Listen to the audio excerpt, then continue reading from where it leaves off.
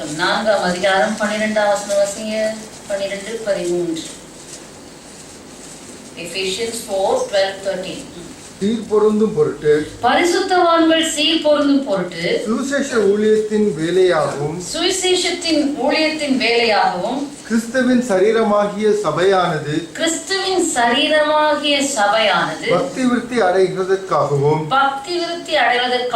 அவர் சிலரை அப்போஸ்தலராகவும் சிலரை தீர்க்கதரிசிகளாகவும் சிலரை சுவிசேஷகராகவும் சிலரை மேய்ப்பராகவும் போதகராகவும் ஏற்படுத்தினார்.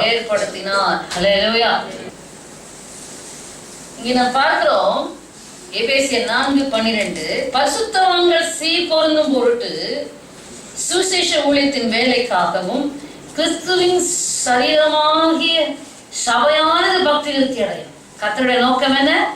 சபை, கிறிஸ்துவின் சரீரமான சபை. சபை என்ன? கிறிஸ்துவின் சரீரமாகிய சபை பக்தி விருத்தி அடைய வேண்டும் என்பது தேவனுடைய சித்தம், தேவனுடைய நோக்கம். ஹல்லேலூயா. கிறிஸ்துவின் சரீரமாகிய சபை. எபேசியர் 5 நாம் வாசிக்கிறோம், தெரியும், வாசிக்க வேண்டாம். புருஷன் மனைவியை போஷித்து காப்பாற்றுவது போல கர்த்தர் தம்முடைய சரீரத்தை போஷித்து காப்பாற்றுகிறார் என்று பார்க்கிறோம். ஹல்லேலூயா. எப்படிப்பட்ட ஒப்பனை இது? புருஷன் தன் மனைவியை போஷித்து காப்பாற்றுவது போல கர்த்தர் தம்முடைய சபையை போஷித்து காப்பாற்றுகிறார் என்று எபேசியரின் புஸ்தகம் 5ஆம் அதிகாரம் 29ஆம் வசனத்துல நாம் பார்க்கிறோம். ஹல்லேலூயா.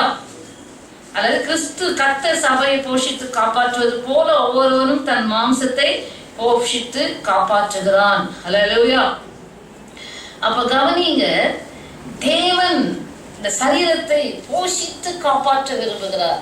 அதே போல இந்த சபையாகிய தம்முடைய சரீரம் பக்தி விருத்தி அடைய வேண்டும் என்பதுதான் தேவனுடைய நோக்கமாக இருக்கிறது. ஹல்லேலூயா. ஹல்லேலூயா. ஏதோ பக்தி இருக்கிறது என்றால, ஏதோ ஒரு சபை நடக்கிறது, ஒரு ஆர்கனைசேஷன், ஒரு இன்ஸ்டிடியூஷன் இருக்கிறது என்றால, இந்த சபை பக்தி விருத்தி அடைய வேண்டும். அதுதான் சபையினுடைய நோக்கம். ஹல்லேலூயா. அப்படின்ற சபையில வளர்ச்சி என்றால் எத்தனை 1000 கோடி ஜனங்கள் சபையில இருக்கிறார்கள் என்கிற வளர்ச்சியை காட்டிலும் தேவன் விரும்புகிற வளர்ச்சி ஆவிக்குரிய வளர்ச்சி. எவ்வளவாக கர்த்தருக்குள் வளர்ந்து தேறி இருக்கிறார்கள். ஹல்லேலூயா. அதுதான் பக்தி விருத்தி. ஆமென். எவ்வளவாக கர்த்தருக்கு அடுத்த காரியங்களில் விருத்தி அடைந்திருக்கிறார்கள், எவ்வளவாய் வளர்ந்திருக்கிறார்கள், எவ்வளவாய் பலன் கொடுக்கிறார்கள். இதுதான் தேவன் தம்முடைய சரீரத்தை குறித்து கவலை உள்ளவராக இருக்கிறார். ஹல்லேலூயா. ஹல்லேலூயா. கர்த்தர் தம்முடைய சரீரமாகிய சபை பக்தி விருத்தி அடைவதற்காக எல்லாத்தையும் செய்து முடித்து விட்டார். ஏன்? அந்த சபை குறித்து நாம் வாசிக்கும் போது அவர் சொல்லுகிறார், எபேசியர் புஸ்தகத்துல 5ஆம் அதிகாரத்துல அவர் சொல்றார் பாருங்க, 26-25 வாசிக்கும் போது, புருஷர்களே உங்கள் மனைவிகளில் அன்பு கூறுங்கள், அப்படியே கிறிஸ்துவும் சபையில் அன்பு கூர்ந்து, அப்படியே கிறிஸ்து சபையில அன்பு கூர்ந்தாராம். அன்பு கூர்ந்து அதை திருவசனத்தை கொண்டு தண்ணீர் முழுக்கினால் சுத்திகரித்து பரிசுத்தமாக்குகிறதற்கும் கரை திரை முதலானவைகள் ஒன்றும் இல்லாமல் பரிசுத்தமும் பிழை அற்றதுமான மகிமையுள்ள சபையாக அதை தமக்கு முன் நிறுத்திக் கொள்வதற்கும் தம்மை தாமே அதற்காக ஒப்பு கொடுத்தார். ஹல்லேலூயா. எதற்காக ஒப்பு கொடுத்தார்? அதற்காக, சபைக்காக தம்மை தாமே, சபைக்காக இயேசு ஒப்பு கொடுத்தார். ஹல்லேலூயா. இயேசு மரித்தது தன்னுடைய சரீரம், தனக்கென்று ஒரு சரீரத்தை உண்டாக்குவதற்கு, ஆவிக்குரிய சரீரம் ஆகிய சபை உண்டாக்குவதற்காக இயேசு தம்மை தாமே ஒப்பு கொடுத்தார். ஆகையால் அந்த சபை எப்படி இருக்க வேண்டும்? அவர் மகிமையின் கர்த்தர். சபைக்கு தலை யாரு? கிறிஸ்து தான் சபைக்கு தலையாய் இருக்கிறார் என்று நாம் பார்க்கிறோம். ஹல்லேலூயா. ஹல்லேலூயா. எபேசியரின் புஸ்தகம் 4ஆம் அதிகாரம் 15வது வசனத்துல, அன்புடன் சத்தியத்தை கைக்கொண்டு தலையாகிய கிறிஸ்துவுக்குள் எல்லாவற்றிலும் நாம் வளருகிறவர்களாக இருக்கும்படியாக அப்படி செய்தார். ஆமென். தலையாகிய கிறிஸ்துவுக்குள் நாம் எல்லாவற்றிலும் வளருகிறவர்களாக, அதுதான் பக்தி விருத்தி. ஆமென். ஹல்லேலூயா. அப்ப சபைக்கு தலை ஆண்டவராகிய இயேசு கிறிஸ்து. அப்போ தலை எந்த அளவுக்கு அளவுக்கு வளர்ந்திருக்கிறதோ சரீரமும் அந்த அளவுக்கு வளர்ந்திருக்க வேண்டும், வளர வேண்டும். அதற்கென்றுதான் கர்த்தர், அதுதான் தேவனுடைய நோக்கமாக இருக்கிறது, அதுதான் தேவ திட்டமா இருக்கிறது, அதுதான் தேவ தரிசனமாக இருக்கிறது. அதனால சபை பக்தி விருத்தி அடைய வேண்டும் என்கிற தரிசனம் என்று இல்லாமல் போகிறது. அல்லேலூயா, அல்லேலூயா. இந்த பக்தி விருத்தி, சபை பக்தி விருத்தி அடைய வேண்டியது, கர்த்தருடைய சரீரமாகிய சபை பக்தி விருத்தி அடைய வேண்டியது. இன்னும் அப்போஸ்தலர் நடவடிக்கைகளை பார்க்கிறோம். அவருடைய ரத்தத்தினால் சம்பாதிக்கப்பட்ட சபை, அப்படி ரத்தம் கொடுத்து சபையை கர்த்தர் சம்பாதித்திருக்கிறார். அல்லேலூயா. தம்முடைய சரீரத்தை சம்பாதித்திருக்கிறார். அது கரைத்திரை பிழை முதலானவைகள், கரைத்திரை முதலானவைகள் ஒன்றுமில்லாமல் பரிசுத்தமும் பிழையற்றதுமான மகிமையுள்ள ஒரு சபை, மகிமையுள்ள ஒரு சபை, மகிமையுள்ள சரீரம். அப்படி என்றால் மகிமையின் தேவனுக்கு ஒரு மகிமையுள்ள சரீரம் தான் தேவை. அல்லேலூயா. அதை உருவாக்குவதற்காக, தமக்கு மகிமையுள்ள சபையாக தமக்கு முன் நிறுத்திக் கொள்வதற்கு தம்மை தாமே அதற்காக ஒப்புக் கொடுத்தார். அல்லேலூயா. அப்ப கவனிங்க, இந்த சபை பக்தி விருத்தி அடைவது யாருடைய பொறுப்பு? முதலாவது, சபையாகிய தேவனுடைய சரீரம் பக்தி விருத்தி அடைவது யாருடைய பொறுப்பு?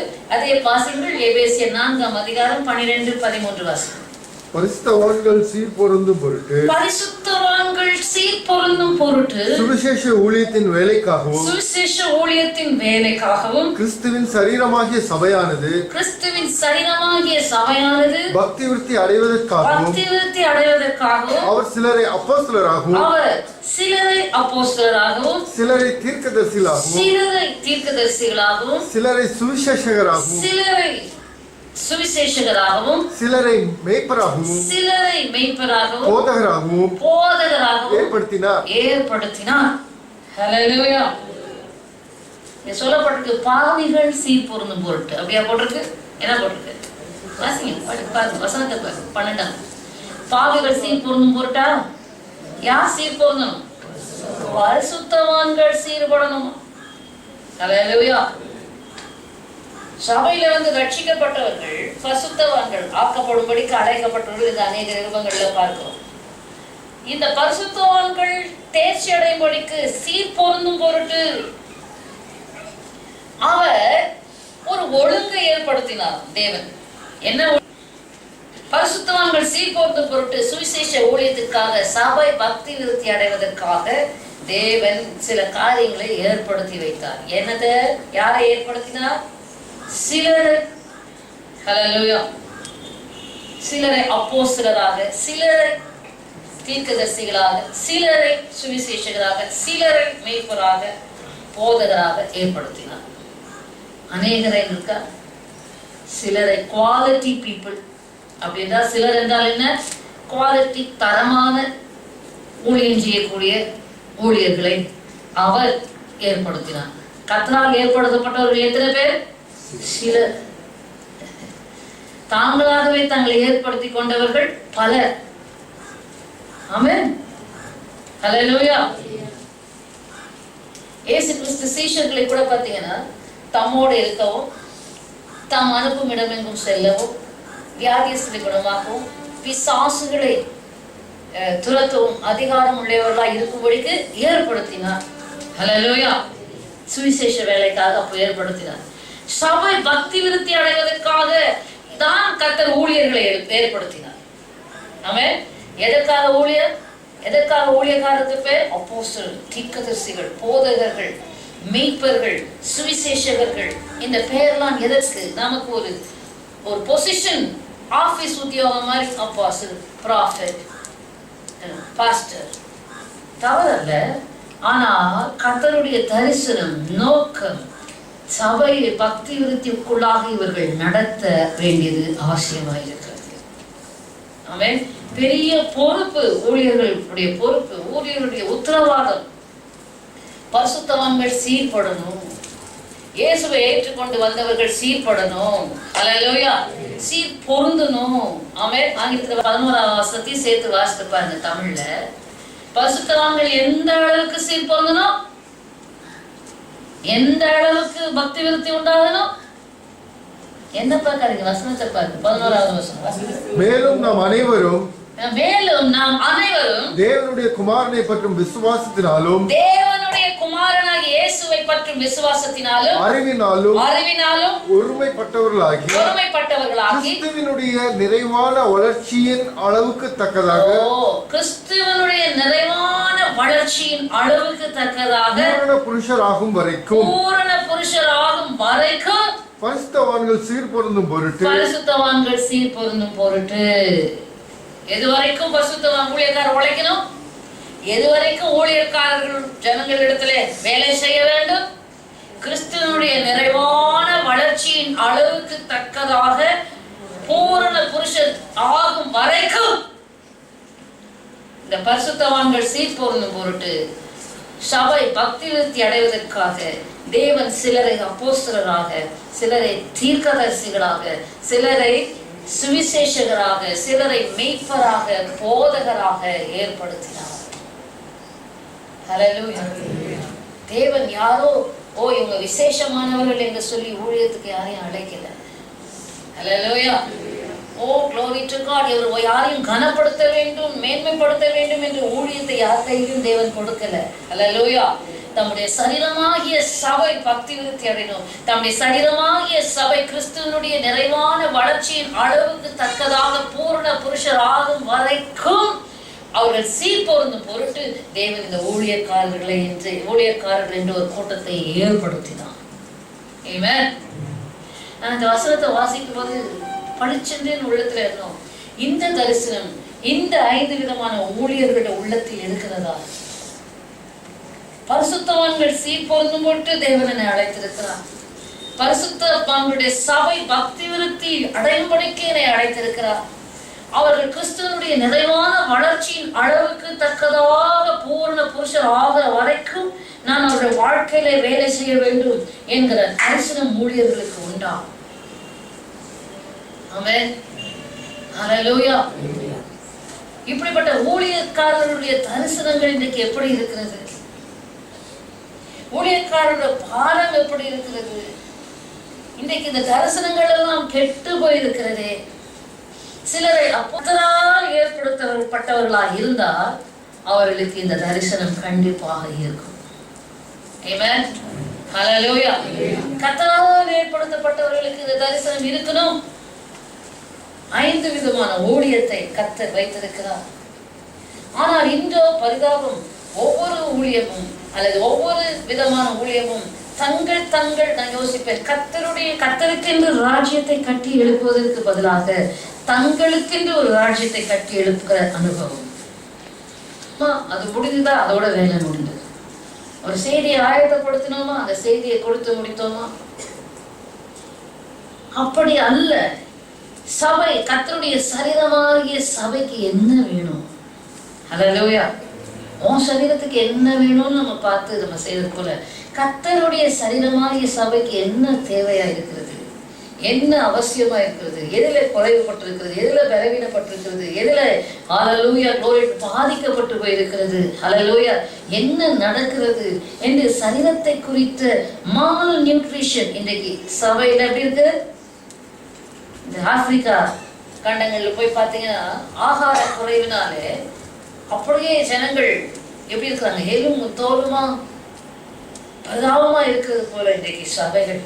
சரியான ஆரோக்கியமான உபதேசங்கள், ஆரோக்கியமான இயேசு கிறிஸ்து விரும்புகிற பரிசுத்தவான்கள் சீர்பொருந்தும் பொருட்டு அல்லது கிறிஸ்துவின் நிறைவான வளர்ச்சியின் அளவு ஜனங்களுக்குள்ளே உண்டாகும் வரைக்கும் அவர்களுக்குள்ளே வேலை செய்யணும். அப்போ 5 விதமான ஊழியர்களும் ஒரு கர்த்தருடைய சரீரத்திற்கு, சரீரமாகிய சபைக்கு அவர்களுடைய பங்கை பயபக்தியோடு கூட செய்ய வேண்டும். ஹல்லேலூயா. அப்போஸ்தலர்களுடைய வேலை என்ன? ஆதியில் அப்போஸ்தலர்கள் என்ன செய்தார்கள்? இயேசு கிறிஸ்துவிடமிருந்து பெற்ற உபதேசத்தை வாங்கி அப்போஸ்தலர்கள் அந்த உபதேசத்தை கொடுத்தார்கள். அப்போஸ்தலருடைய உபதேசம். ஹல்லேலூயா.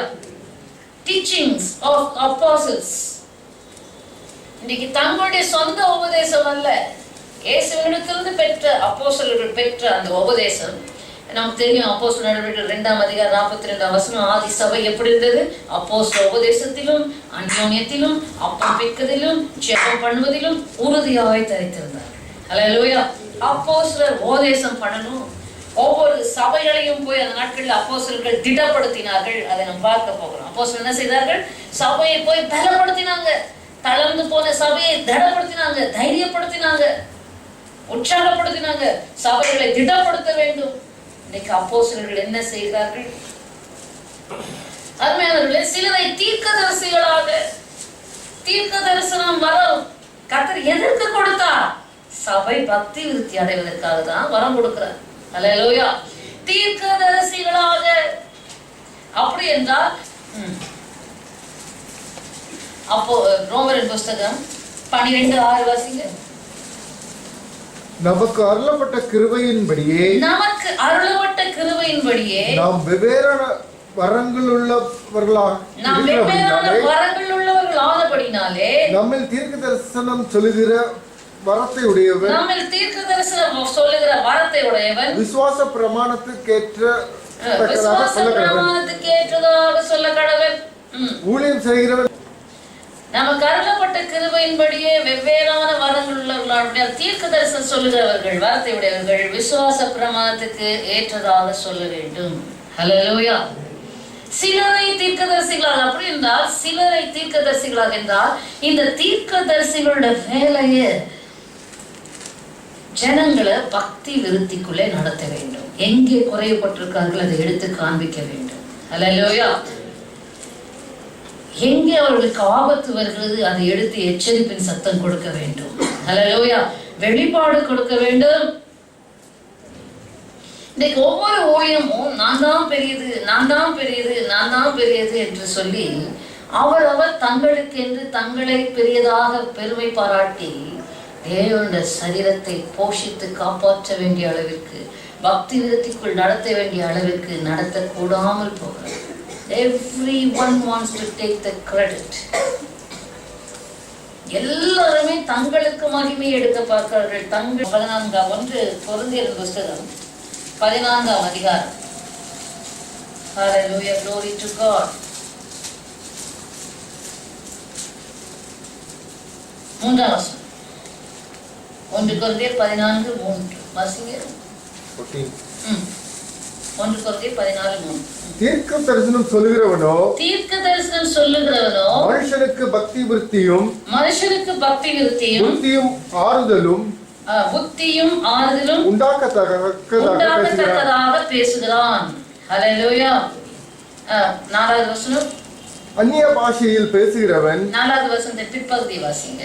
தீர்க்க தரிசனம் சொல்லுகிறவனோ, தீர்க்க தரிசனம் சொல்லுகிறவனோ சபைக்கு பக்தி விருத்தி உண்டாக பேசுகிறான். ஆமென். தீர்க்க தரிசனம் சொல்லுகிறவன் சபைக்கு பக்தி விருத்தி உண்டாக பேசுகிறான். அதுக்குதான் கர்த்தர் தீர்க்க தரிசன வரத்தை கொடுக்கிறார்.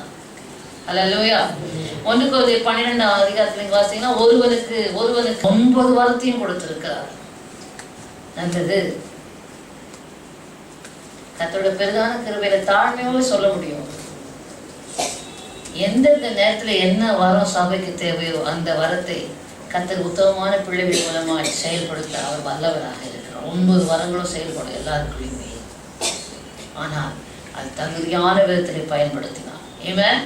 உண்மையான அர்ப்பணிப்போடு கர்த்தருக்கு ஊழியம் செய்தார். அவர்களை கொண்டு கர்த்தர் தீர்க்கதரிசனம் சொல்லுவார், வெளிப்பாடுகளையும் சொல்லுவார், ஞானத்தை உணர்த்துவார், அறிவை உணர்த்துவார், அற்புதங்களை செய்வார், குணமாக்குவார், ஆவிகளை பகுத்தறிய செய்வார், விசுவாச வரம் கிரிய செய்வார். ஆனா இதுல பெருமை பாராட்ட ஒன்றுமில்லை. இப்படி அப்படிதான் இருக்கணும். அப்போஸ்தலர் காலத்துல தீர்க்க தரிசனம் சொல்லுகிறவன் தீர்க்க தரிசனம் சொல்லிட்டு அதோட ஓஞ்சிடணும். அதுக்கு மேல நீ வா, நான் பெரிய தீர்க்கதரிசி, உனக்கு ஜெபம் பண்றேன்னு ஒரு கூட்டத்தை கூட்டக்கூடாது, ஒரு ப்ரூஃபை ஏற்படுத்தக்கூடாது. ஹல்லேலூயா. ஏன் கர்த்தர் தீர்க்க தரிசன வரத்தை கொடுத்திருக்கிறார்? தீர்க்க தரிசன ஆவியை ஏன் கொடுத்திருக்கிறார்? சபை பக்தி விருத்தி அடைவதற்காக. இந்த நோக்கம் மாறுச்சுன்னா, இந்த நோக்கம் தவறாயிருக்கும் என்றால் அந்த தீர்க்க தரிசனத்தை குறித்து நாம் ஜாக்கிரதையா இருக்க வேண்டும். ஹல்லேலூயா. அல்லது அவர்களுக்கு கொடுத்த நோக்கம் வரம் சரியாய்தான் இருக்கிறது, அவர்கள் சரியாய் பயன்படுத்தாதபடிக்கு சத்ருவினால் வஞ்சிக்கப்படுகிறார்கள் என்று அர்த்தம். ஹல்லேலூயா, ஹல்லேலூயா. எச்சரிக்கை. இது என்ன ஆயுது? நாளடைவில் இது வரம் வியாபாரமாக மாறி போகிறது. ஹல்லேலூயா. சபைக்கு பிரயோஜனப்படாமல் இது ஒரு வியாபாரமாக சில நாட்கள்ல, சில நேரங்களில், சில வாழ்க்கையில மாறிவிடுகிறது. தரிசனம் மாறிவிடுகிறது. தரிசனம் கவிழ்ந்து விடுகிறது. தீர்க்க தரிசனம் சொல்லுகிறவன் சபை பக்தி விருத்தி உண்டாக பேசுகிறான். ஹல்லேலூயா. 1 கொரிந்தியர் 14:24.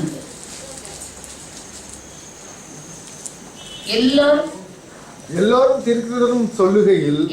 தீர்க்கதரிசனம் சொல்லுகையில் அவிசுவாசி ஒருவன் அல்லது கல்லாதவன் ஒருவன் உள்ளே பிரவேசித்தால் அவன் எல்லாராலும் உணர்த்துவிக்கப்பட்டு எல்லாராலும் நிதானிக்கப்பட்டும் இருப்பான்.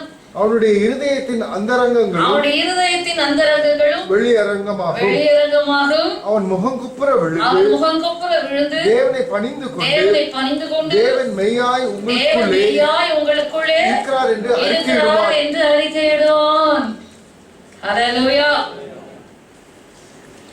கிறிஸ்துவுக்குள் அருமையான தேவனுடைய பிள்ளைகளே,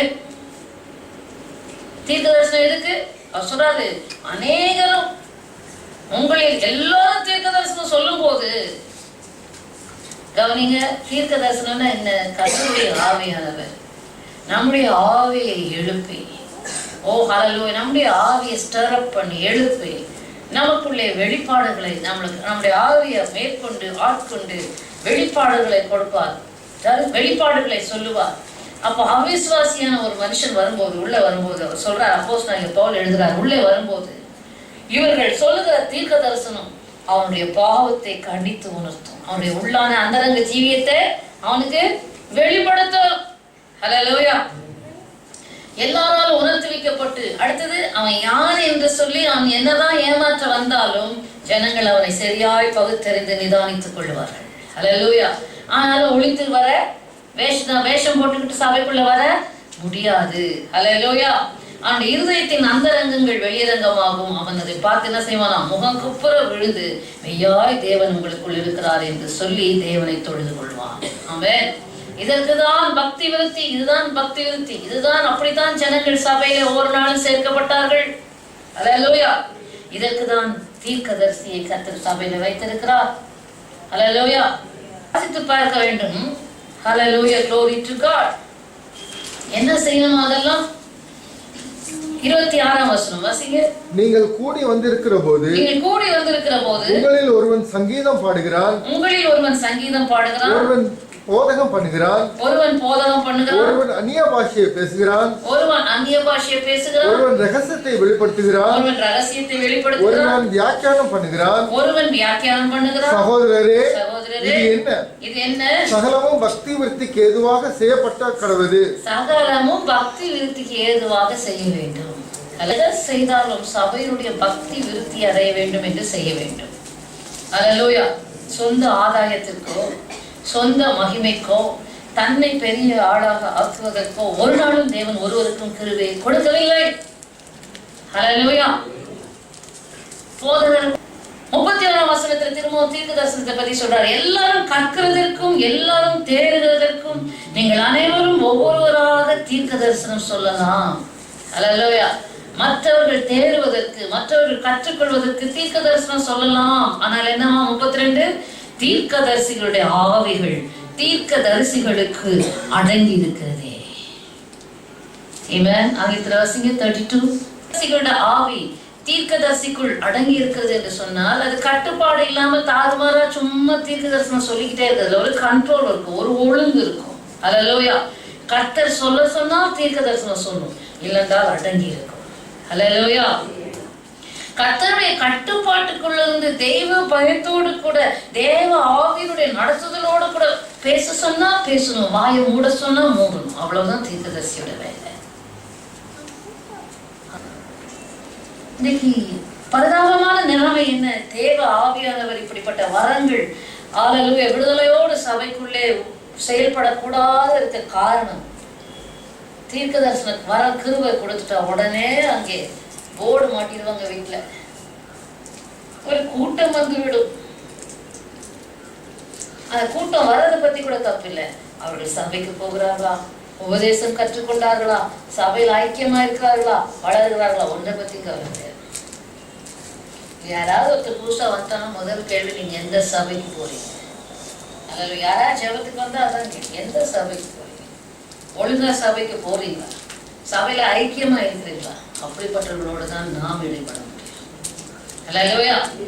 கிறிஸ்தவனா இருந்து எந்த சபைக்கும் ஒழுங்கா போகாம இருக்கிறவர்களை குறித்து அல்லேலூயா சீர் பொருந்துறதுக்கு தானே சபையை கர்த்தர் வைத்திருக்கிறார். நீ சீர்கெட்டு போய் கொண்டிருந்தா அதை பார்க்காம உனக்கு தீர்க்க தரிசனம் சொல்ல முடியுமா? உனக்கு வெளிப்பாடு கொடுக்க முடியுமா? அல்லேலூயா. ரட்சிக்கப்படாதவர்கள் பல வருஷமா ரட்சிக்கப்படாதவர்களாகவே இருப்பார்கள். இவர்கள் தீர்க்க தரிசனம். பக்தி விருத்தி உண்டாகத்தான் கர்த்தர் இந்த வரங்களை கொடுத்திருக்கிறார், அந்த ஊழியங்களை வைத்திருக்கிறார். ஆமென். அந்த ஊழியம் பக்தி விருத்தி உண்டாக்காவிட்டால் அது தேவனிடத்திலிருந்து வந்தது அல்ல. ஆமென். சபை பக்தி விருத்தி எது பக்தி விருத்தி உண்டாகணும்? சபை, அவருடைய சரீரமாகிய சபை பக்தி விருத்தி உண்டாகணும். இது ஆதாய தொழிலாக சற்று மாற்றிவிடக் கூடாது. ஆரம்பம் நன்றாகத்தான் இருக்கிறது. அல்லேலூயா. ஆனால் இடையில தரிசனம் மாற எல்லாருக்குமே, எல்லா எப்பேற்பட்டவர்களுக்கும் தரிசனம் மாற வாய்ப்பு இருக்கிறது. ஜாக்கிரதையோடு கூட கொடுக்கப்பட்ட ஊழியத்தை சரியான தரிசனத்தோடு கூட செய்தால் அல்லேலூயா தேவனால் அங்கீகாரம் பெறுவோம். ஆமென். அல்லேலூயா. ரெகக்னிஷன், அங்கீகாரம் பெற்றது. கிறிஸ்துவுக்குள் அருமையான தேவனுடைய பிள்ளைகள், அப்போ கவனிங்க, நான் எதுவுமே ஆயத்தப்படுத்திட்டு என்ன பேசணும்னு தெரியாது, நேரம் போயிட்டு. அப்ப சபை பக்தி விருத்தி அடைவதற்காகத்தான் கர்த்தர் ஊழியர்களை ஏற்படுத்தினார். அப்போஸ்தலர்கள் சபையை திடப்படுத்துவதற்கு, சபையை உறுதிப்படுத்துவதற்கு. நாம் எங்கெல்லாம் போகிறோமோ கர்த்தருடைய வார்த்தையை சொல்ல அவர்களுடைய வேலை அந்தந்த சபையில என்னென்ன பலவீனம் இருக்கு, என்னென்ன குறைபாடு இருக்கோ தேவ சமூகத்துல காத்து செபித்து அந்த வெளிப்பாடுகளை பெற்றுக்கொண்டு போய் அந்த சபையை திடப்படுத்த வேண்டும். அல்லேலூயா.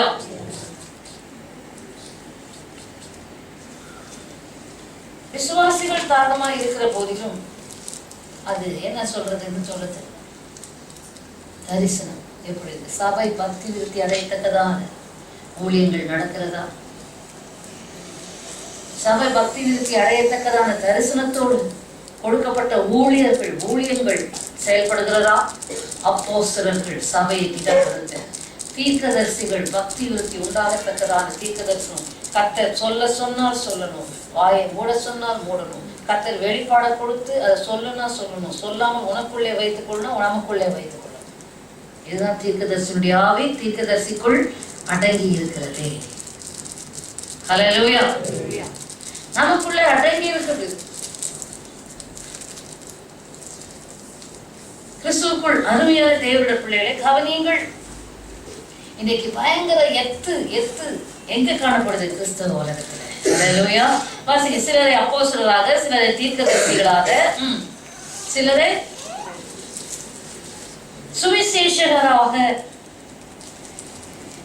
இதுல வேற ஃபைட். சுவிசேஷ ஊழியம் தான் ஈஸின்னு மேய்ப்பர்கள் சொல்லுவாங்க. சபை போறது சுவிசேஷர் சொல்லுவாங்க, மேய்ப்பர்கள் ஒரே உட்கார்ந்த இடத்துலயே ஊழியம் செய்யறாங்க, நாங்க போய் அலைஞ்சு ஊழியம் செய்யறதா. நான் சொல்றேன், ரெண்டுமே சரியில்லை. இயேசு கிறிஸ்து நடந்ததை போல யாரும் நடக்கவே இல்லை. அல்லேலூயா. அவர் மைல் கணக்கா எத்தனை மைல்கள் நடந்து போனார். அதை யோசித்து பார்த்தா இந்த 2 மாடில ஏறி வர்றது ஒன்றும் பெரிய காரியம் கிடையாது. அவர் ஒரு நேரம் சும்மா இருக்கவில்லை. வாங்க அடுத்த கிராமங்களிலும் போக வேண்டும், அடுத்த பட்டணங்களுக்கு போக வேண்டும் என்று ஓய்வில்லாமல் he was always conscious about accomplishing the mission from his father. தன் தகப்பனிடத்திலிருந்து பெற்ற ஊழியத்தை நிறைவேற்றுவதில் அவர் கவனம் உள்ளவராயிருந்து நாம் அடுத்த பட்டணங்களுக்கு போகணும், அடுத்த கிராமங்களுக்கு போய் சுவிசேஷத்தை சொல்ல வேண்டும் என்று தம்முடைய சீஷர்களை துரிதப்படுத்தி பட்டணங்கள் தோறும் கிராமங்கள் தோறும் பிரவேசித்து இயேசு கிறிஸ்து சுவிசேஷ ஊழியத்தை செய்தார். இன்றைக்கு சுவிசேஷ ஊழியம் எப்படி இருக்கு? எத்தனையோ மாதங்களுக்கு முன்பாக புக் பண்ணணும் சுவிசேஷங்களை. அவருக்கு பெரிய பிளாட்ஃபார்ம் அரேஞ்ச் பண்ணணும். எத்தனை பெரிய பிளாட்ஃபார்ம் வேணும், எவ்வளோ லைட் வேணும், எவ்வளோ பெரிய ஸ்பீக்கர் செட் வேணும், எத்தனை ஜனங்கள் கூடி வருவார்கள், இதெல்லாம் சொன்னால் அவர் அந்த டிஸ்பிளே மாதிரி நிற்பார். இது இல்லை சுவிசேஷ ஊழியம். நாம் ஜனங்களை தேடி போக வேண்டும். ஹல்லேலூயா. ஜனங்கள் இருக்கிற இடத்திற்கு, அதெல்லாம் நான் சொன்னேன், என்னால் போக முடியல, ஹalleluya glory to God. இங்கதான் ஜனங்களை கூட்டி சேர்க்கவும் என்னால முடியல.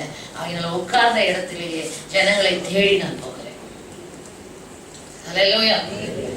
உட்கார்ந்த இடத்திலேயே ஹalleluya glory to God. அந்த யூடியூப்ல ரொம்ப நாள் அது வெறும் கிறிஸ்டியன் சைட்ல மாத்திரம் நம்ம மெசேஜை போட்டுக்கிட்டு இருந்தோம். அது யூடியூப் உலக பிரகாரமான காரியம் என்பதனால அதை நான் யோசிக்கவே பிள்ளைகள் ப்ரோக்ராம் என்றைக்கும் ஒன்று போட்டு வைத்தது இருந்தது. ஆனால் அதில் போடுவதற்கு எனக்கு மனம் இல்லாமலே இருந்து கொண்டது. அப்புறம் பார்த்தேன், இயேசு கிறிஸ்து உலகத்துக்குள்ள போய் ஹல்லேலூயா பாவிகளுக்கு மத்தியில ஊழியம் செய்தார். நான் உலகத்துக்குள்ள போல, ஆனா உட்கார்ந்தே உலகத்துக்குள்ள செய்தி அனுப்பிச்சு முடிந்த அளவுக்கு எப்படியெல்லாம் அப்ரோச் பண்ண முடியுமோ ஜனங்களை, ஹல்லேலூயா ஜனங்களை சென்று அடைய முடியுமோ அப்படியெல்லாம் ஜனங்களை சென்று அடைவதற்கான வழி ஹல்லேலூயா உலகத்தான் ஏற்படுத்தியிருக்கும் போது நாம ஏன் அதை பயன்படுத்திக் கொள்ளக்கூடாது? ஹல்லேலூயா. இதுவும் ஒரு பெரிய ஷோ வரதில்ல, டிவில டெலிவிஷன்ல வரதில்ல. சிலர் சொல்றாங்க சுவிசேஷம் சொல்வதற்கு ஒரு நல்ல வாய்ப்பு. ஹல்லேலூயா. அநேக சொன்னாங்க டெலிவிஷன் எப்போ, நான் சொல்றது ஒரு 5, 6, 7 வருஷத்துக்கு முன்னாடி, 7 வருஷம் கூட 7, 10 வருஷம் கூட டெலிவிஷன் எப்போ கர்த்தர் சொல்றாரு நீங்க டெலிவிஷன்ல பேசணும். நான் சொன்னேன் உங்களுக்கு சொன்னாரு, எனக்கு சொல்ல மாட்டேங்கிறாரு. எனக்கு சொன்னாதாரு நான் பேசணும்னு உங்களுக்கு சொன்னா நான் எப்படி பேசுறேன்? ஹல்லேலூயா. நான் பேசுறதை நேரிலேயே ஜனங்க கேட்க முடியல, டெலிவிஷன் போட்டியை மூடிக்குவாங்க. நான் பேசுறேன், கர்த்தர் சொல்லாம பேசுறேன். ஹல்லேலூயா. ஆகையினால நான் பேச அவசியம் இல்லை. இன்னொரு மூத்த போதும் சொன்னாங்க நீங்க பேசுங்க. இல்லை எனக்கு லீவிங் இல்லை. இப்போ காசு இல்லாம செலவு இல்லாம ஜனங்க நானும் போட முடியும். அதுக்கு டெலிவிஷன்ல பேசுறது நான் காசு வேற கொடுத்து பேசுவேன். செலவு இல்லாம அவன் எப்படி நான் சுவிசேஷகராகவும், அப்படி என்றால் காணாமல் போன ஜனங்கள் மேய்ப்பதில்லாத ஆடுகளை தேடி போய் இயேசு கிறிஸ்துவை அறிமுகப்படுத்தி சபையில கொண்டு வந்து சேர்த்து விடுவதோடு சுவிசேஷ வேலை முடியுதா? ஹல்லேலூயா. அதை செய்கிறார்களா? தரிசனம் கெட்டு போய் கிடக்கிறது. ஆமென். சபை பக்தி விருத்தி அடைவதற்காகத்தான் தேவன் இந்த ஊழியர்களை ஏற்படுத்தினார். இந்த ஊழியர்களை ஏற்படுத்தினார். சபை பக்தி அவருடைய சரீரமாகிய சபை. சபை என்றால் சாதாரணமாக எடுத்துக்கொள்கிறார்கள். அவருடைய சரீரமாகிய சபை. பக்தி விருத்தி என்றால் எந்த அளவிற்கு அவருடைய குமாரனாகிய இயேசு கிறிஸ்துடைய நிறைவான வளர்ச்சியின் அளவுக்கு தக்கதாக பூரண புருஷர் ஆகும் வரைக்கும் பரிசுத்தவான்கள் சீர்பொருந்தும் பொருட்டு கர்த்தர் சபை பக்தி விருத்தி அடைவதற்கு இந்த ஊழியர்களை ஏற்படுத்தினார்.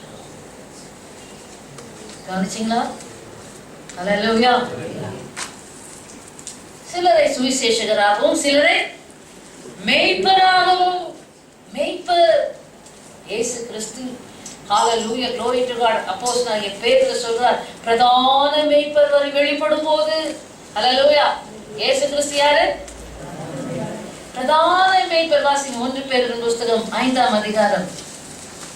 ஹல்லேலூயா glory to God. 4ஆம் வசனம் 1 பேதுரு 5:4. அப்படி செய்தால் பிரதான மேய்ப்பர் வெளிப்படும் போது மகிமுள்ள வாடாத கிரீடத்தை பெறுவீர்கள். எப்படி செய்தார்? அந்தபடி இளைஞரே, இல்ல அடுத்த முந்திர வசனம் சுதந்திரத்தை 2-3 வாசிக்க. மேய்ப்பர்கள் எப்படி செய்யணுமா ஊழியத்தை? உங்களிடத்தில் உள்ள தேவனுடைய மந்தையை, உங்களிடத்தில் உள்ள யாரோட மந்தை? ஏன் சபைன்னு சொல்லவே கூடாது. ஹல்லேலூயா. முன்னெல்லாம் ஆண்டவரே சபை சபை சொல்லவே பயமா இருக்கு. ஆண்டவரே உங்க சபை. ஹல்லேலூயா. உங்க சரீரமாகிய சபை, நாங்க வேலைக்காரர் தான்ப்பா. ஹல்லேலூயா. அப்போ என்ன கொடுத்திருக்கார்? உங்களிடத்தில் உள்ள தேவனுடைய சபை. சபையை தேவனுடைய மந்தையை நீங்கள் மேய்த்து கட்டாயமாய் அல்ல நாட் அவுட் ஆஃப் கம்பல்ஷன் தலையெழுத்து நான் செய்ய வேண்டியிருக்கு. கட்டாயமாய் அல்ல, மனப்பூர்வமாயும் மனப்பூர்வமாக ஊழியம் செய்யணுமா மேய்க்கிறோம். ஹல்லேலூயா. மனப்பூர்வமாயும், அவலட்சணியமான ஆதாயத்திற்காக அல்ல, அவலட்சணமான இழிவான ஆதாயம் பணத்துக்காக அல்ல, உற்சாக மனதோடும் சுதந்திரத்தை இருமாப்பாய் அருளத்தக்கதாக அல்ல, சுதந்திரத்தை இருமாப்பாய் ஆளுகிறவர்களாக அல்ல, பெருமையாக அப்படின்னு சொல்லி எல்லாரையும் ஆளுகை செய்கிறவர்களாக அல்ல, மந்தைக்கு மாதிரிகளாகவும், மந்தைக்கு ஆத்துமாக்களுக்கு ஆடுகளுக்கு ஒரு நல்ல எடுத்துக்காட்டாக மாதிரிகளாகவும் கண்காணிப்பு செய்யுங்கள். ஹல்லேலூயா. மேய்ப்பரோட வேலை என்ன தெரிஞ்சுச்சா? இந்த மாதிரி மேய்ப்பர் வேலை நடக்குதா? ஆமென். ஆங்கிலத்தில் வாசிங்க. அப்படி செய்தா பிரதான மேய்ப்பர் வரும்போது இப்படிப்பட்ட மேய்ப்பர்கள் என்ன செய்வார்கள்? மகிமையுள்ள வாடாத கிடத்தை பெறுவார்கள். ஹல்லேலூயா. வாசிங்க. 1 பேதுரு 2:25 வாசிங்க. சிதறுண்ட ஆடுகளைப் போல் இருந்தீர்கள், இப்போதோ உங்கள் ஆத்மாக்கு மேய்ப்பவரும் கண்காணியுமாய் திருப்பப்பட்டிருக்கிறீர்கள். ஆத்துமாக்களுக்கு மேய்ப்பர் உங்கள் தேவன். ஹல்லேலூயா. தாவீது சொன்னார், கர்த்தர் என் மேய்ப்பராக இருக்கிறார். கர்த்தர் உன் மேய்ப்பராக வைத்துக்கொள். ஹல்லேலூயா. அதுக்கு பிறகு உலக பிரகாரமான மேய்ப்பருக்கு கீழ்ப்பட்டு. ஆமென். ஆமென். நம்முடைய பிரதான மேய்ப்பர், நம்முடைய ஆத்துமாவின் மேய்ப்பர். ஹல்லேலூயா. சீஃப் ஷெப்பர்ட் இயேசு கிறிஸ்து தான். உங்கள் ஆத்துமாவை குறித்து கரிசனை உள்ளவர் இயேசு கிறிஸ்து தான். ஆமென். அடுத்தது கரிசனை உள்ளவர்கள் அவரால் நியமிக்கப்பட்ட மேய்ப்பர்கள். ஹல்லேலூயா. ஆகினால் உங்கள் ஆத்துமாக்களுக்கு கண்காணிப்பு செய்கிறவர்களை குறித்து இருக்குள்ள வாசிங்க. எபிரேயர். Hallelujah, glory to Jesus.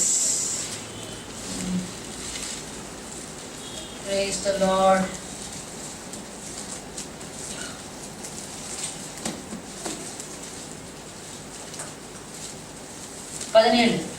எபிரேயர் 13:17 வாசி. அப்புறம் 1 தெசலோனிக்கேயர். உங்களை நடத்துகிறவர்கள் உங்கள் ஆத்மாக்களுக்கு உத்தரவாதம் பண்ணுகிறவர்களாய் நடத்துகிறவர்கள் அப்படின்றால் மேய்ப்பர்கள். ஹல்லேலூயா. உங்களை நடத்துகிறவர்கள் உங்கள் ஆத்மாக்களுக்காக உத்தரவாதம் பண்ணுகிறவர்களாய் விழித்திருக்கிறவர்களானபடியால். அப்படின்னா நடத்துகிறவர்கள் எப்படி இருக்கணும்? உங்கள் ஆத்மாவுக்கு கேரண்டி. ஹல்லேலூயா. பண்ணி விழிப்பாக என்றால் எச்சரிக்கையோடு இவங்க எப்படி இருக்காங்க, ஆண்டுக்குள்ள வளர்ந்துருக்காங்களா வளரலையா, உங்களுக்கு அதெல்லாம் தேவையில்லை. ரொம்ப தொல்லப்பாங்க. சபைக்கு போனாலும் ரொம்ப கஷ்டம். ஒருத்தர் சொன்னாங்கன்னா சபையை விட்டு போன பிறகு வேலை இடமாற்றத்து நிமித்தம் வேற இடம் போயிட்டு இருக்குது. நம்ம எங்க இருக்க, எங்க சபைக்கு போற, அங்க பாருங்க இப்ப எப்படி இருக்கு, இருக்கு நல்லா இருக்கு. ரொம்ப பர்சனலாலாம் இல்லை, ரொம்ப இது பர்சனலே இல்லை, இது ஸ்பிரிச்சுவல். என்னப்பா சாப்பிட்டியா, உட்காந்தியா, துணி வாங்கினியா, வீடு வாங்கினியான்னு சொன்னாதான் பர்சனல். ஹல்லேலூயா. சபைக்கு வந்தியா, ஜெபம் பண்ணியா, பைபிள் வாசித்தியா, உபவாசம் பண்ணியா, பசுத்தமா ஜீவித்தியான்றது ஸ்பிரிச்சுவல். It's not personal. ஹல்லேலூயா. இது ஆவிக்குரிய ஆலோசனை. ஹல்லேலூயா. ரொம்ப பர்சனலாலும் போல ஏன் வந்த, ஏன் வரல, எதுக்கு வரல, அதெல்லாம் கேட்கறது இல்லை. அவங்க யாருமே கேட்க ஆள் கிடையாது. சரி வாசிங்க. ஆகையால் உங்களை நடத்துகிறவர்கள் உங்கள் ஆத்துமாக்களுக்காக உத்தரவாதம் பண்ணி விழித்திருக்கிறவர்கள் ஆனபடியால் என்று அந்த வேதம் சொல்கிறது. ஹல்லேலூயா. நீங்கள் எப்படிப்பட்டவர்களாக நடக்க வேண்டும் என்று அது சொல்லப்பட்டிருக்கிறது. அது நீங்கள் வீட்டில் வாசித்துக் கொள்ளுங்கள். ஹல்லேலூயா. கீழ்ப்படிந்து அடங்குங்கள் என்று சொல்லப்பட்டிருக்கிறது. இல்லாவிட்டால் அது பிரயோஜனமாய் இருக்காது. உங்க வேலை என்ன?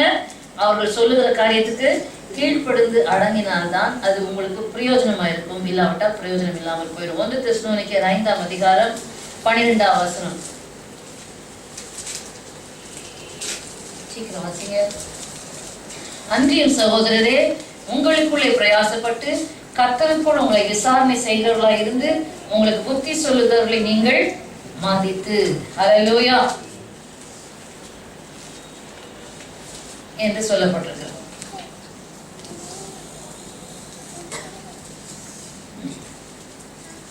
கவனிங்க, நேரம் கடந்து போகிறதுனால சொல்லி கொண்டு போகிறேன். மேய்ப்பர்கள் சிலரை மேய்ப்பராகவும். ஹல்லேலூயா. அப்படின்ற மேய்ப்பர்கள் சபையை பக்தி விருத்தி அந்த ஆத்துமாக்களை குறித்து உத்தரவாதம் பண்ணுகிறவர்களா விழித்திருக்கிறவர்கள். ஹல்லேலூயா.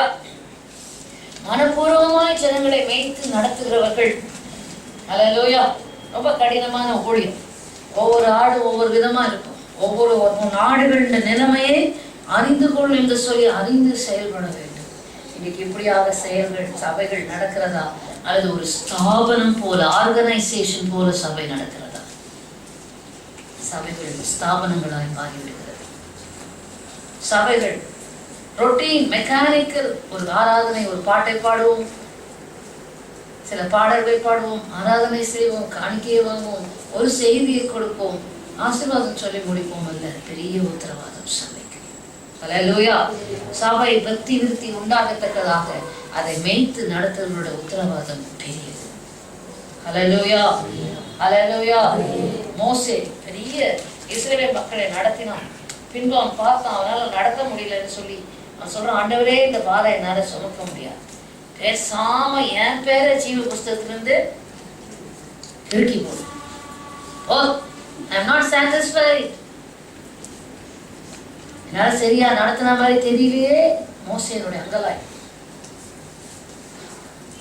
இவர்களை சுமந்து கொண்டு போ என்று சொல்ல நானா இவர்களை பெற்றேன். ஒரு நேரம் சலித்து கொடுக்கிறான். ஏன்? ஜனங்களுடைய முறுமுறுப்பு, ஜனங்களுடைய மனக்கடினம், ஜனங்களுடைய விரோதம், ஜனங்களுடைய பிரிவினை ஆவி, இஸ்ரவேல் சபைக்குள்ளே காணப்பட்ட அந்த ஆவிகள் இன்றும் சபைகளுக்குள்ளே விசுவாசிகள் மூலமாய் போராடுகிறது. சபையுடைய வளர்ச்சியை பக்தி விருத்தியை கெடுப்பதற்கு அந்த அசுத்த ஆவிகள் இன்றும் விசுவாசிகளை கொண்டு போராடுகிறது. அதில் உத்தம விசுவாசியை பாதுகாக்கணும், அல்லது அந்த அசுத்த ஆவிகளை துரத்தி அந்த விசுவாசிகளை விடுதலையாக்க வேண்டும். ஹல்லேலூயா. மேய்ப்பருடைய வேலை பெரியது. ஹல்லேலூயா. ஆனால் அந்த அளவுக்கு கவனம் இன்னைக்கு சபைகளுக்கு கொடுக்கப்படுகிறதா? அது ஒரு ஸ்டேஜ் பெர்ஃபார்மன்ஸ் மாதிரி மாறிவிடுகிறது. நாடக மேடை போல மாறிவிடுகிறது. பரிதாபம். ஹல்லேலூயா. ஆமென். கவனியுங்கள். அடுத்த வாசிங்க. சிலரை மேய்ப்பராகவும் சிலரை போதகராகவும். ஹல்லேலூயா. டீச்சர்ஸ் அப்படிதான் இருக்கு. டீச்சர்ஸ், போதகம் பண்ணுகிறவர்கள், டீச்சர். இன்னைக்கு உலக பிரகாரமான டீச்சர் பாருங்க, நோட்ஸ் ஆஃப் லெசன், சிலபஸ், ஏதோ கடமைக்கு வந்து எதையாவது எழுதி போட்டு சொல்லி கொடுக்குறவங்களும் உண்டு. பிள்ளைகள் ஸ்டேட் ஃபர்ஸ்ட் வாங்கணும், ஸ்கூல் ஃபர்ஸ்ட் வாங்கணுங்கிற தரிசனத்தோடு சொல்லி கொடுக்குற டீச்சரும் உண்டு. ஹல்லேலூயா. சொல்லி கொடுக்காமலே ஓபி அடிச்சுக்கிட்டு காசு சம்பளம் வாங்கிட்டு போற டீச்சர்களும் உண்டு. ஹல்லேலூயா. போதகர்கள் ஸ்டேட் ஃபர்ஸ்ட், ஸ்கூல் ஃபர்ஸ்ட் என்று வாங்கக்கூடிய நல்ல மாணவர்களை உருவாக்குறதுக்காக பிரயாசப்படுகிற டீச்சர்ஸ் என்ன செய்வார்கள்? முழு பலனை போட்டு அவர்களுக்கு முழுமையாய் கற்றுக் கொடுக்கிறது மாத்திரமல்ல, எக்ஸ்ட்ரா கேர் எடுத்து ஹல்லேலூயா அவர்களை நடத்துவார்கள். ஆமென். ஸ்கூல் சென்டம் வாங்கணும், ஸ்கூலோட ரிசல்ட் நல்லா வரணும். சில ஸ்கூல் ஸ்தாபனங்கள் எல்லாம் பிரயாசப்படும். இன்னைக்கு சபை பக்தி விருத்தி அடைய வேண்டும் என்று சொன்னால் போதனை, என்ன விதமான போதனை, ஜனங்களுக்கு என்ன பிடிக்குமோ அதை கொடுக்கிறது அல்ல. நேரம் இல்லை. அப்போஸ்தலனாகிய பவுல் சொல்றார், நான் யாரை பிரியப்படுத்த போதிக்கிறேன்? மனுஷரையா தேவனையா? யாரை பிரியப்படுத்த நான் போதிக்கிறேன்? ஹல்லேலூயா. மனுஷருக்கு என்ன பிடிக்கும்னு சொல்லி நான் போதிக்கிறேன்னா, அல்லது தேவன் எதை சொல்ல விரும்புகிறார் என்று அறிந்து அந்த வார்த்தையை கொடுக்கிறேன். ஹல்லேலூயா. ஹல்லேலூயா. அதனால சிலரை இந்த சிலர் தான் இதை புரிந்து கொள்வார்கள். புரிந்து கொண்டு தேவனுடைய இருதயத்தை அறிந்து அந்த இருதயத்துக்கு ஏற்றபடி ஊழியம் செய்யக்கூடியவர்கள். ஆமென். ஹல்லேலூயா. கலாத்தியர் 1:10 யாரை நாடி போதிக்கிறேன்? மனுஷரையா பிரியப்படுத்த பார்க்கிறேன். நான் இன்னும் மனுஷரை பிரியப்படுத்துகிறவனாய் இருந்தால் நான் கிறிஸ்துவின் ஊழியக்காரன் அல்லவே. ஹல்லேலூயா. ஹல்லேலூயா. யாரை நாடி போதிக்கிறேன்? மனுஷரையா யாரை நாடி போகிறேன். அல்லேலூயா. அப்ப அப்போஸ்தலராகவும் தீர்க்கதரிசிகளாகவும் சுவிசேஷகராகவும் மேய்ப்பராகவும் போதகராகவும் சிலரை அதனால அப்போஸ்தலராகிய பவுல் சொல்றாரு, எல்லாரும் அப்போஸ்தலர்களா, எல்லாரும் தீர்க்கதரிசிகளா, எல்லாரும் போதகர்களா, அப்படிதானே? 1 கொரிந்தியர் 12:21. அப்ப சபையானது பக்தி விருத்தி அடையத்தக்கதாக தேவன் சபையில ஊழியங்களை ஏற்படுத்தினார். அதனாலதான் யானைக்கு ஒருவர் வந்தா கூட நாங்க ஊழியம் செய்யறோம் ட்ரைபல் மினிஸ்ட்ரி செய்யறோம். நான் சொன்னேன், நீங்க செய்யறது சரிதான், எந்த சபைக்கு போறீங்க? இல்ல நாங்க ஊழியம் செய்யறது சரிதான், நீங்க எந்த சபையை சேர்ந்தது? இல்ல ஞாயிற்றுக்கிழமையில தான் நாங்க ஊழியம் செய்யறோம். இந்த கதையே வேணாம். ஊழியமே சபை பக்தி விருத்தி அடைவதற்காகத்தான். அவன் ஒரு சபைக்குள்ளே நாட்டப்பட்டு அந்த சபை பக்தி விருத்தி அடையத்தக்கதாக நீ போய் ஊழியம் செய்து ஆதாயப்படுத்து. அல்லேலூயா. நீ ஒரு சபையில நாட்டப்பட்டுதான் நீ கர்த்தருக்காக ஊழியம் செய்தால் அது ஊழியம் அல்ல. கர்த்தர் அதை அங்கீகரிக்கவில்லை. சிலர் பெருமையா சொன்னாங்க, எனக்கு ஏற்ற சபை எதுவுமே இல்லைங்க, இவன் ரொம்ப வளர்ந்துட்டாங்க, அதனால இவங்களுக்கு ஏற்ற சபை இல்லை அப்படி சொல்லவே கிடையாது. ஒரு ஆத்மாவை தேவன் ரட்சித்தால் அதற்கேற்ற சபையை கண்டிப்பாய் கர்த்தர் ஏற்படுத்தி வைத்திருப்பார். நீ அதற்கேற்ற பிரதான மேய்ப்பனிடத்துல கேள். அல்லேலூயா. சபை பக்தி விருத்தி அடைவதற்காக அப்ப என்ன கிருபை நீ பயன்படுத்தினாலும் for the edification of the church, தேவன் சபை பக்தி விருத்தி அடைவதற்காக எனக்கு இந்த கிருபையை கொடுத்திருக்கார், அவ்வளவுதான். அல்லேலூயா. அதுக்கு மிஞ்சி எங்களுக்கு ஒரு உரிமை பாராட்ட ஒண்ணுமே கிடையாது. என் சபைன்னு சொல்ல கூட உரிமை பாராட்ட கிடையாது. தேவன் தம்முடைய மந்தையை காக்க, அல்லேலூயா, பிரதான மேய்ப்பராய் வரப்போகிறார். அவருக்கு கணக்கு ஒப்புவிக்க வேண்டும். சபை பக்தி விருத்தி அடைவது யாருடைய பொறுப்பு? 5 விதமான ஊழியர்களுடைய பொறுப்பாக இருக்கிறது என்று சொல்லி முடித்து விடுகிறோம். அப்படி அல்ல. அல்லேலூயா. ஒரு ஊழியக்காரர் இருந்தார்கள், இப்பொழுது இல்லை, கர்த்தருக்குள்ள நித்திரை அடைந்து விட்டார்கள். அவர்கள் சொல்லுவாங்க, ஒரு முறை லூசிஃபர் என்னுடைய தரிசனத்துல வந்து நின்று சொன்னா, இந்த மாதிரி 5 விதமான ஊழியங்கள், எது? அப்போஸ்தலர், தீர்க்கதரிசிகள், மேய்ப்பர், போதகர், சுவிசேஷகர், 5 விதமான ஊழியமும் என் கையிலும் இருக்கிறது.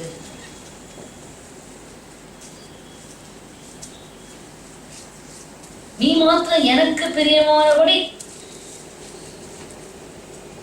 நடந்து கொண்டா நான் உன்னை ஃபேமஸ் ஆக்கிடுவேன், நான் உன்னை டாப்ல கொண்டு போயிடுவேன், உயர்வுல கொண்டு போயிடுவேன் அப்படின்னு சொன்னான். எந்த ஊழியம்? 5 விதமான ஊழியம். அப்ப ஆண்டவர் அவன் கையில கொடுத்துட்டாரா? இல்லைங்க, அது போலி. அல்லேலூயா. இந்த 5 விதமான ஊழியம் கர்த்தரோட கையில இருக்கு. இதே டியூப்ளிகேட் அவன் கையில. எனக்கு பிரியமானபடி, நான் சொல்றபடி, மனுஷனை பிரியப்படுத்துறபடி நீ ஊழியம் செய்வானா, நான் உன்னை மேன்மையாய் கொண்டு வந்து விடுவேன். சொன்னாங்க, அப்பாலே போசாத என்று அவனை கடிந்து கொள்ள. உடனே அவன் சொன்னான், I will kill you and I will thrash you என்று சொல்லிவிட்டு மறைந்து போனான். இது கேர்லெஸ்ஸா எடுக்கலாம். ஆனால் அதே இன்னொரு புஸ்தகத்தை நான் வாசிக்கும் போது அந்த புஸ்தகத்திலும் ஒரு கர்த்தருடைய பிள்ளை ஊழியம் செய்தவர்கள் அவனுக்கு அவன் தரிசனமாகி அவர்களிடத்தில் அவன் ஏதோ ஒரு கேட்கும் போது அவர்கள் அப்பாலே போசாதான்னு சொல்லுவோம், இதே வார்த்தை, I will kill you, I will thrash you என்று சவால் விட்டுட்டு போனாங்க. அன்றையிலிருந்து அவர்கள் சரீரத்தில் வியாதி பலகீனம் வந்தது என்று சொல்லுவார்கள். ஆனால் அது மேற்கொள்ள முடியவில்லை. அல்லேலூயா. எதற்கு சொல்ல வருகிற? 5 விதமான ஊழியங்கள் அவனுடைய கையிலும் வைத்திருக்கிறான். இயேசு சொன்னார், இந்த நாமத்தினாலே கடைசி நாட்கள்ல என் நாமத்தினாலே நேரர் வாஞ்சிப்பார்கள். அல்லேலூயா. பகுத்தறிவுள்ளவர்களாக இருந்து கர்த்தரால் ஏற்படுத்தப்பட்ட ஊழியர்கள் எதற்காக செயல்படுவார்கள்? கர்த்தருடைய சரீரமாகிய சபை பக்தி விருத்தி அடைவதற்காக, கிறிஸ்துவனுடைய நிறைவான வளர்ச்சியின் அளவுக்கு தக்கதாக, ஹல்லேலூயா, பூரண அறிவடையும்படிக்கு பரிசுத்தவான்கள் சீர்போர்ந்து பொருட்டு இந்த ஊழியங்கள் வைக்கப்பட்டிருக்கிறது. ஆமென். தெளிவா இருக்கிறீர்களா? ஆமென். ஹல்லேலூயா. நம்ம தேவனுடைய அங்கலாய்ப்பு எப்படி இருக்கும்னு யோசிங்க. தேவனோட அங்கலாய்ப்பை நினைச்சா பேசாம ரெசிக்னேஷன் கொடுத்துட்டு இறங்கிடலாம். ஆண்டவரே அப்படி ஊழியம் செய்ய எங்களுக்கு தகுதியே இல்லைன்னு சொல்லலாம். ஹல்லேலூயா.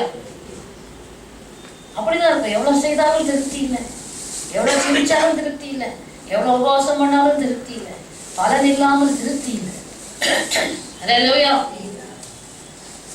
ஓ இன்னைக்கு நல்ல பிரசவம் பண்ணிட்டு திருப்தியா இருக்க முடியல, சந்தோஷமா இருக்க முடியல.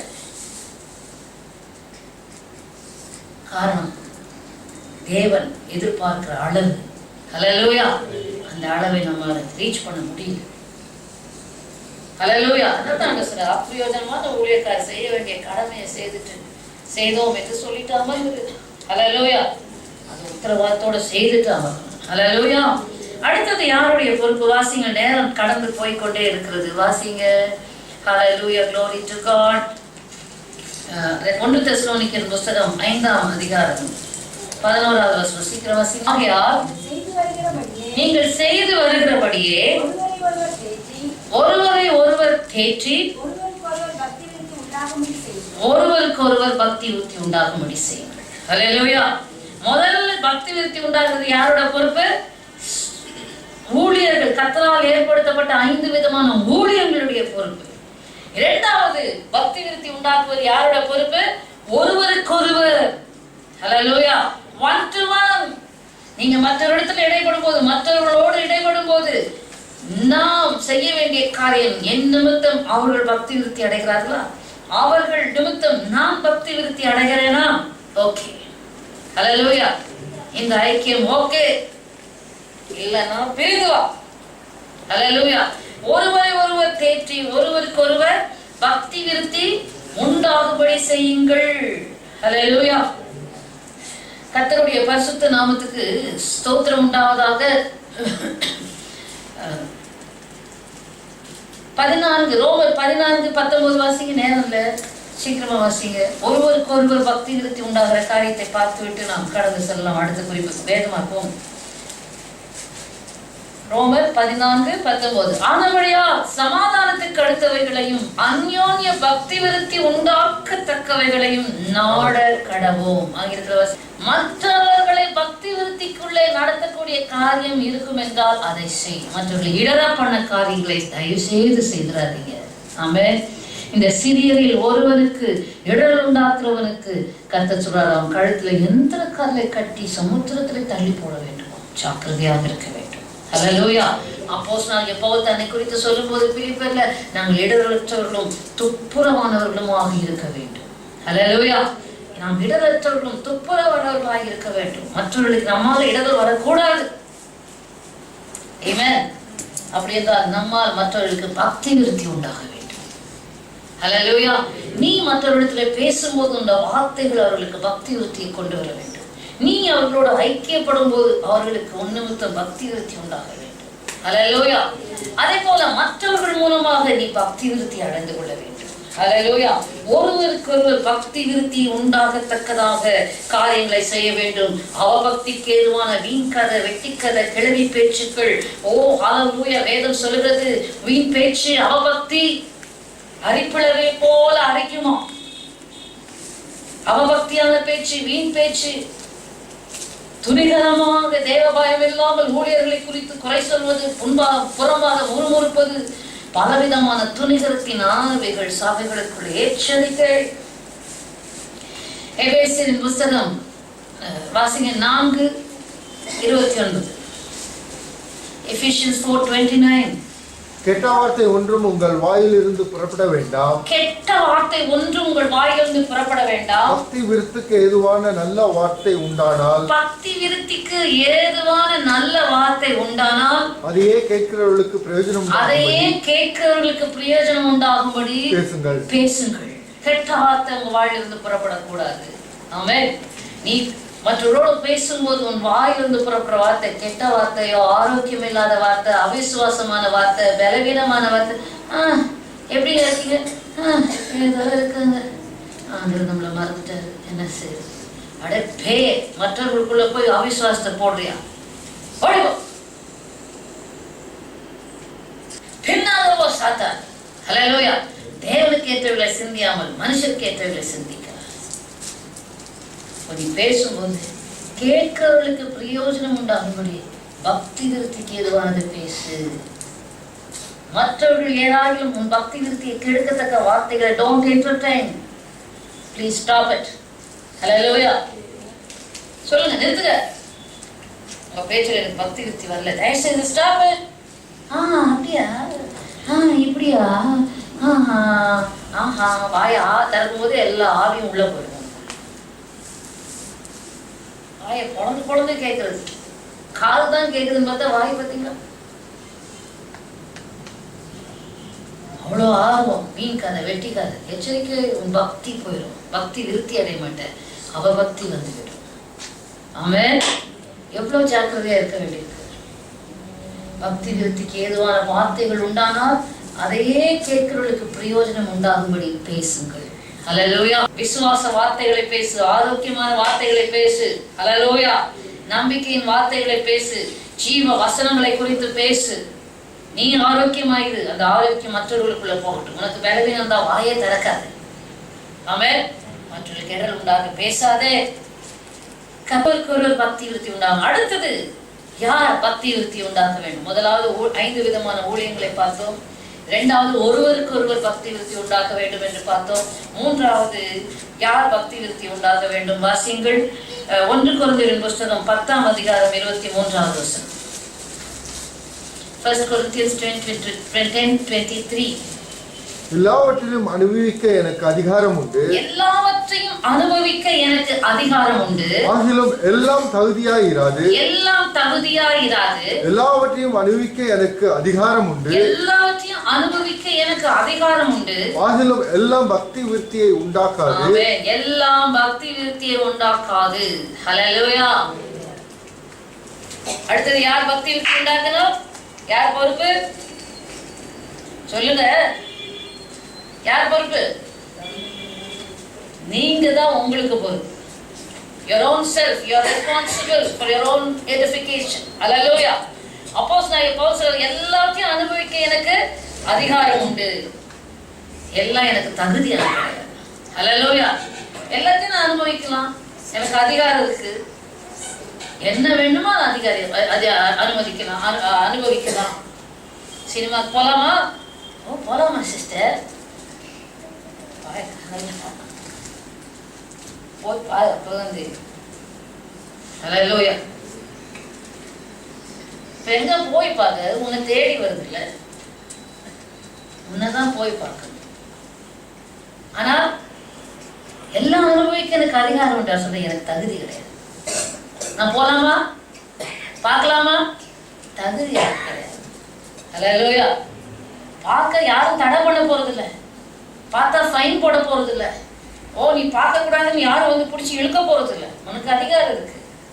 நீ அடிமைத்தன மாதிரி கர்த்தர் உன்னை விட்டு வைக்கல. சினிமா பார்க்க கூடாது, அதை செய்யக்கூடாது. உனக்கு தான் தெரியும். உனக்கு பக்தி விருத்தி உண்டாகுதுல இல்லை. ஹல்லேலூயா. அதுல என்ன உண்டாகல? கேட்பாங்க, சினிமா பார்க்க கூடாது எழுதியிருக்கா, டிவி பார்க்க கூடாது எழுதியிருக்கா? சொல்றேன், உனக்கு பக்தி விருத்தி உண்டாகுதா? நான் ரட்சிக்கப்பட்ட புதிதுல சொல்றேன், கர்த்தருடைய பெரிதான கிருபையினால அழகா சரியான ரட்சிப்பு. ரட்சிக்கப்பட்ட உடனே உலகத்தை வெறுத்து, உலகத்தின் காரியங்கள் ஆட்டோமேட்டிக்கா ஒண்ணு மாத்தி மாற்றங்கள் பாருங்க. ராபிட் சேஞ்சஸ் எனக்குள்ள பலத்த மாற்றங்கள் வந்து கொண்டே இருக்குது. இதை விடு, அதை விடு, அதை விடு, இதை விடு, விடு விடு விடு, எல்லாத்தையும் விட்டு அவ்வாடா எத்தனை தான் எனக்குள்ள இருந்து போச்சோ தெரியும். விடு விடுன்னு ஆண்டவர் உணத்தை விடுறதே வேலையா. இன்னும் என்ன சிஸ்டர், என்ன சுபாவங்களை ஆண்டவர் உணர்த்துறாங்க. எல்லாத்தையும் விடு விடு விடு விடு. Yes lord. எவ்வளோக்கு எவ்வளோ விடுறோமோ அவ்வளோக்கு அவ்வளோ ஈஸியாக பறக்கலாமே. ஹல்லேலூயா. அப்போ ரட்சிக்கப்பட்ட போது எல்லாம் சினிமா விடுறது ஈஸியா இருந்துச்சு. ஏன்னா சினிமா எதுக்கு விடுறதா இருந்தது?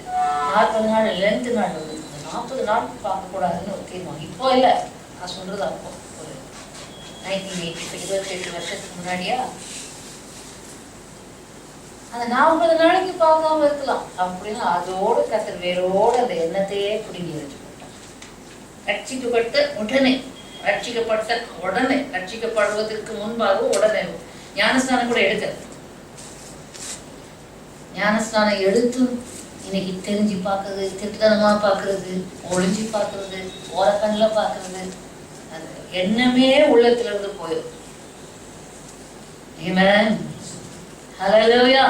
That is salvation. கட்டாயத்தினால பார்க்காம இருக்கிறது ரட்சிப்பு இல்லைங்க. உள்ளத்துல இருந்து ஆட்டோமேட்டிக்கா அந்த எண்ணம் விருப்பம் போயிடும். Amen. Hallelujah. அந்த ஆசை இச்சைகள் போயிடும். இல்லைன்னா போலன்னா நீ நல்லா மனம் திரும்பி கண்ணீரோட ஜெபிச்சு கர்த்தர் எடுத்து. Hallelujah. அதெல்லாம் ஒரு ஆவி உள்ள வந்து உட்காருது. அது போயிடுச்சுன்னா அந்த எண்ணமே போயிடும். அந்த மாதிரி புகை பிடிக்கிறதோ குடிக்கிறதோ இதெல்லாம் ஒரு ஆவிதான். Hallelujah. கண்ணீரோடு அழுது மனம் திரும்பும் போது அந்த ஆவி போயிடுச்சுன்னா விடுதலை. Hallelujah.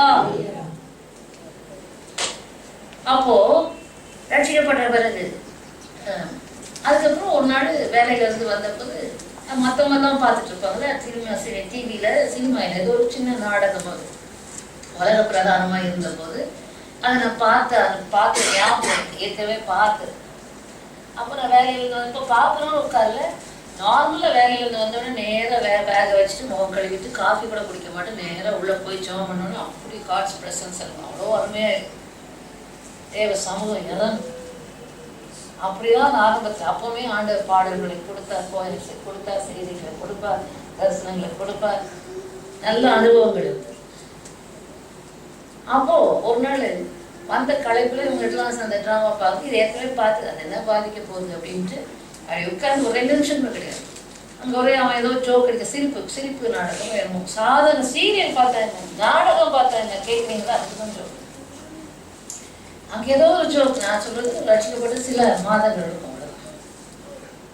சரின்னு சொல்லிட்டு அப்படி உட்கார்ந்து அவங்களோட பேசிட்டு இதே ஒரு பக்கம் சாதாரணமாக பார்க்கணும், திட்டுத்தனமான தைரியமாக தான் பார்த்துட்டு சரி நம்ம பசி மனசுல ஒன்று போய் ஜெபிக்கலாம் அப்படின்னு முழங்காலை போட்டு கதவை சாத்தி முழங்காலை போட்டு ஜெபிக்க பார்க்குறேன். ஆஃபீஸ்ல இருந்து உலக வேலையில இருந்து வந்து உட்காந்து முழங்கால் போட்டு அப்படி காட்சி பிரசன்ஸ். இது முன்னாடி 2 நிமிஷம் உட்காந்துருப்பேன், நான் ஃபுல்லா கூட உட்காந்து ஞாபகம் இல்லை.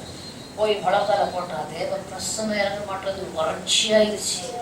ஏன் அப்போதான் ஆண்டவர் உணர்த்தார், ஓ அதுக்குள்ள இவ்வளோ வல்லமையா, ஆவி அவித்து போடுகிற வல்லமையா, தேவ பிரசன்னத்தை எடுத்து போடுகிற வல்லமையா உலகத்துக்கு விளங்குதா? ஏன் பார்க்கக்கூடாது? தேவ பிரசன்னத்தை உள்ள அப்படியே உறிஞ்சி எடுத்துரும். தேவனுடைய ஆவியானுடைய அபிஷேகத்தை உன்னில அவித்து போட்டு விடும். கடமைக்காக ஏதோ கஷ்டப்பட்டு நான் ஜெபிச்சுட்டேன், அன்னைக்கு நான் ஜெபிக்க பார்க்குறேன், என்னால ஜெபிக்கவே ரொம்ப வருத்தத்தோடு நான் எழுப்பேன் ஜெபநிலை விட்டு. அது ஒரு நாள் பாடம் தான். ஹல்லேலூயா.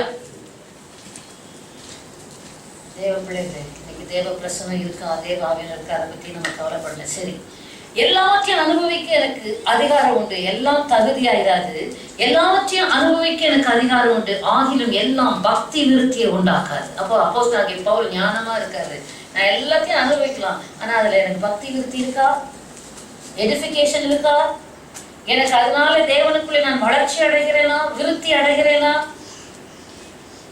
அப்படி இருந்தால் நான் அதை செய்கிறேன், இல்லாவிட்டால் எனக்கு அது வேண்டாம். ஹல்லேலூயா, ஹல்லேலூயா. பரிசுத்த நாமத்துக்கு மகிமை. அதனால் பக்தி விருத்தி உண்டாகத்தக்கதாக நாம் செய்ய வேண்டும். வாசியுங்கள் 1 கொரிந்தியர் புஸ்தகம் 8:1, ரோமர் 15:2, அதே 1 கொரிந்தியர் 8:1 சொல்லுகிறது, விக்கிரங்களுக்கு படைக்கப்பட்டவைகளை குறித்து விஷயத்தில் நாம் எல்லோரும் அறிவு உண்டென்று நமக்கு தெரியுமே. அறிவு இருமாப்பை உண்டாக்கும், அன்போ பக்தி விருத்தியை உண்டாக்கும். ஹல்லேலூயா. எது பக்தி விருத்தி உண்டாக்குது? தேவன் பேரில் உள்ள அன்பு என்கிற சுபாவம். விக்கிரங்களுக்கு படைச்சதை சாப்பிடக்கூடாது, கர்த்தர் சொல்லியிருக்கிறோம், சாப்பிடக்கூடாது. பரிசேயரை போல அறிவு என்ன உண்டாக்குறது? இருமாப்பை உண்டாக்குறது. ஓ, அப்ப அன்பா சாப்பிடலாமா? இல்ல, ஐயோ தேவன் என்னை நேசிக்கிறார், அவை துக்கப்படுத்துகிற காரியங்களை நான் செய்து விடக்கூடாது. ஓ, கர்த்தர் பேருள்ள அன்பு நிமித்தம் நான் இதில் பங்கெடுக்க மாட்டேன். ஹல்லேலூயா. விளக்குதா? அறிவினால நான் சாப்பிட மாட்டேன், நீ பாவி, இதெல்லாம் பாவிகளுடையது என்று பெருமையாக போகாதபடிக்கு தேவன் பேருள்ள அன்பு நிமித்தம் இதில் நான் பங்கெடுக்க கூடாது. சாரி, பக்தி விருத்தி உண்டாகும். ஆமென். எதை செய்தாலும் கர்த்தர் பேருள்ள அன்பு நிமித்தமாக நீ செய்வாய் என்று சொன்னால் அதிலே பக்தி விருத்தி உண்டாகும். அறிவினாலே செய்தால் இருமாப்பு உண்டாகும். இன்னைக்கு அநேக ஆவிக்குரிய சபையில இருக்கிறது இருமாப்பு. காரணம், அங்க தேவர் பேருள்ள அன்பு தனிஞ்சு போச்சு, அறிவு தான் பெருகி போச்சு. எனக்கு அது தெரியுமே, இது தெரியுமே, நான் இத்தனை வருஷத்துக்கு விசுவாசி தெரியுமா?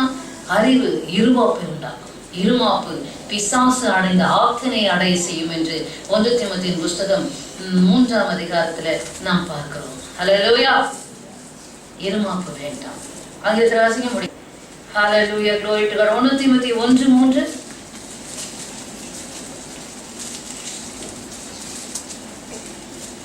வேற்றுமையான உபதேசங்களை போதியாதபடிக்கு விசுவாசத்தினால் விளங்கும் தெய்வீக பக்தி விருத்திக்கு ஏதுவாயிராமல். பக்தி விருத்தி எதுல வருது? விசுவாசத்தினால் விளங்கும் தெய்வீக பக்தி விருத்தி. ஆமென். ஹல்லேலூயா. எப்போ உனக்கு பக்தி விருத்தி உண்டாகும்? விசுவாசத்தினால். ஹல்லேலூயா. நீ அதிகமாய் விசுவாசமுடைய மகளாக இருக்க பக்தியிலே விருத்தி அடைவா, தேவ பக்தியிலே. ஹல்லேலூயா. அடுத்தது 1 கொரிந்தியர் புஸ்தகம் 14ஆம் அதிகாரம் 3ஆம் வசனம் 4ஆம் வசனம் வாசிங்க. அந்நிய பாஷையில் பேசுகிறவன் தனக்கே பக்தி விருத்தி உண்டாக பேசுகிறான். ஆங்கில பாஷை பேச வேண்டும். எத்தனை பேர் அந்நிய பாஷை எத்தனை பேர் பேசுறீங்க? சொல்றதுக்கே கஷ்டம். எப்போ பேசுறீங்க? சபைக்கு வரும்போதா? சபைக்கு வரும்போது தான் பேசக்கூடாது. பேசினா அதுக்கு வியாக்கியானமும் சொல்லணுமா? உன் தனி ஜெபத்துல அதிகமாய் ஆவியில நிறைந்து அந்நிய பாஷையில் செபிக்கும் போதுதான் உனக்குள்ளே ஒரு விடுதலை உண்டாகிறது, பக்தி விருத்தி உண்டாகிறது, வெளிப்பாடுகள் உனக்கு கிடைக்கிறது. ஹல்லேலூயா. கர்த்தருடைய ஆலோசனைகள் உனக்குள்ளே விழுகுது. எனக்கு அப்படிதான் வரும். எப்படி ஆரம்பத்தில் ரட்சிக்கப்பட்ட உடனே செய்தி உள்ளத்துல வசனங்கள் விழும், செய்திகள் ஆயத்தமாகும். அந்நிய பாஷையை பேசி பேசி ஜெபிக்க தேவ ஆவியானவர் நம்மோடு கூட சம்பந்தப்படுகிறார், இடைப்படுகிறார். ஹல்லேலூயா. நமக்கு காரியங்களை வெளிப்பாடுகளை கொடுக்கிறார். ரகசியங்களை கற்றுக் கொடுக்கிறார். ஹல்லேலூயா. வேதத்துல மறைப்பொருள்களை நமக்கு சொல்லிக் கொடுக்கிறார். ஹல்லேலூயா. ஆகினால அந்நிய பாஷை அபிஷேகத்துல பரிசுத்தாவின் அபிஷேகம் பெற்றவர்கள் அந்நிய பாஷை அடையாளத்தோடு அபிஷேகத்தை பெற்றுக்கொள்ள வேண்டும். ஆமென். அப்பொழுதுதான் உங்களுக்கு பக்தி விருத்தி உண்டாகும். கண்களை மூடி கர்த்தரை நோக்கி பார்க்கலாம்.